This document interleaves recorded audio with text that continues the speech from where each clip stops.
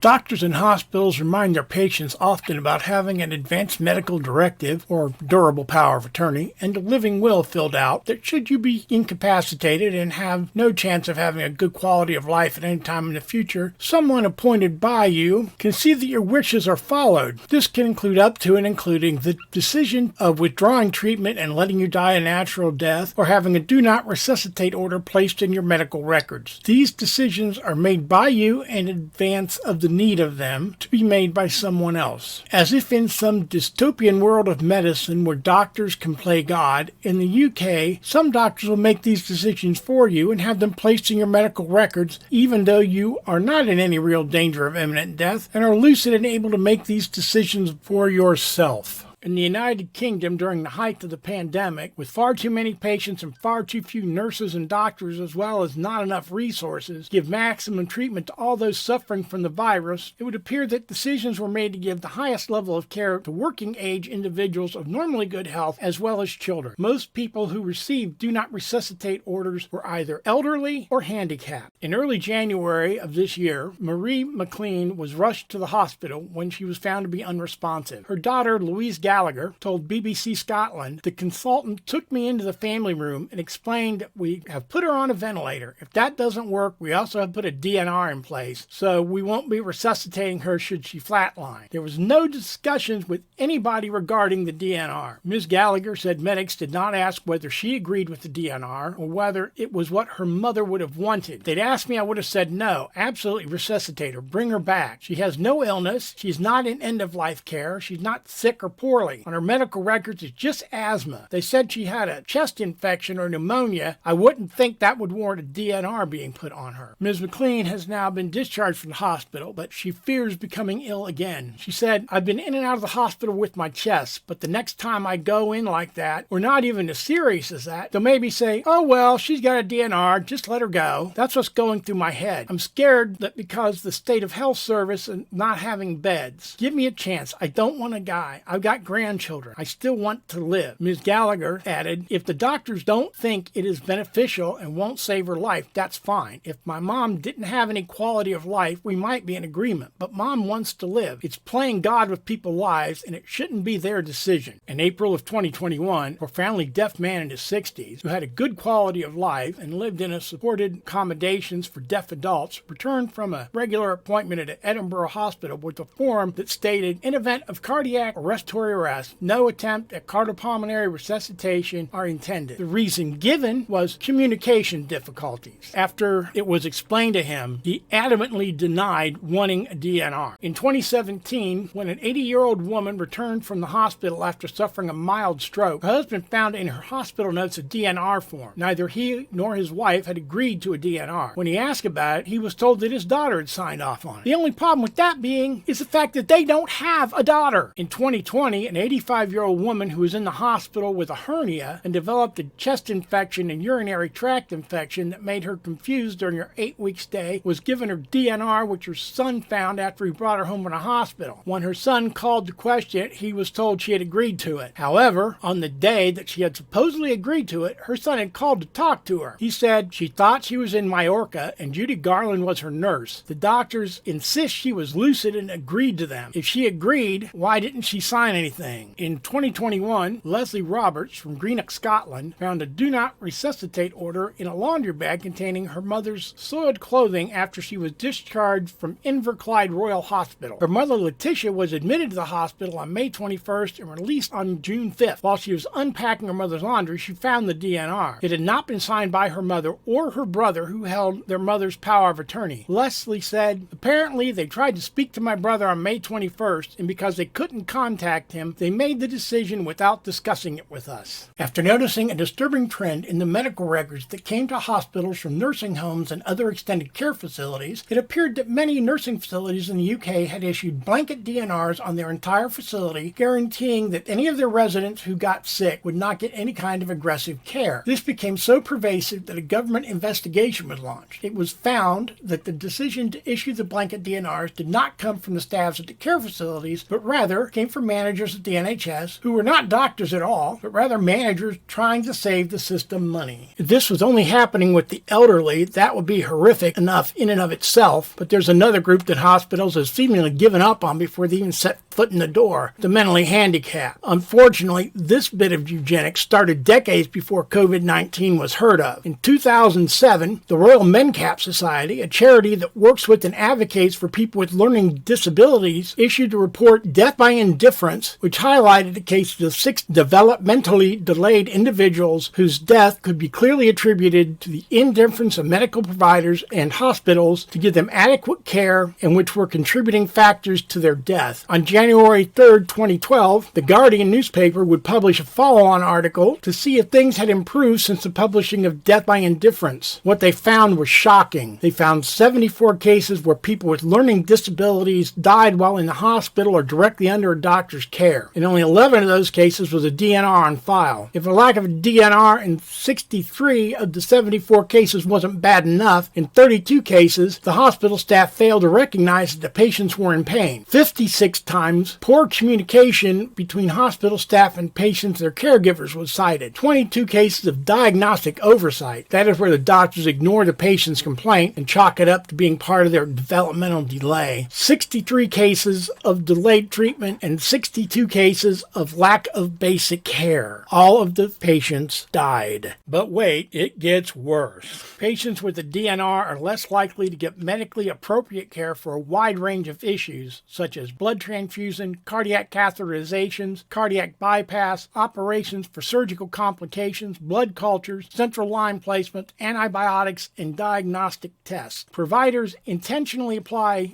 DNR orders broadly because they assume that patients with DNR orders would rather them abstain from other life-saving treatments or believe that their treatments would not be medically beneficial. 60% of surgeons do not offer operations with over a 1% mortality rate to patients with DNRs. I'll let you draw your own conclusions. Was it okay for the doctors to put DNRs on patients at the height of the pandemic when there was really no way to save every patient? Is it still okay for them to do it now? Let me know down in the comments what you think.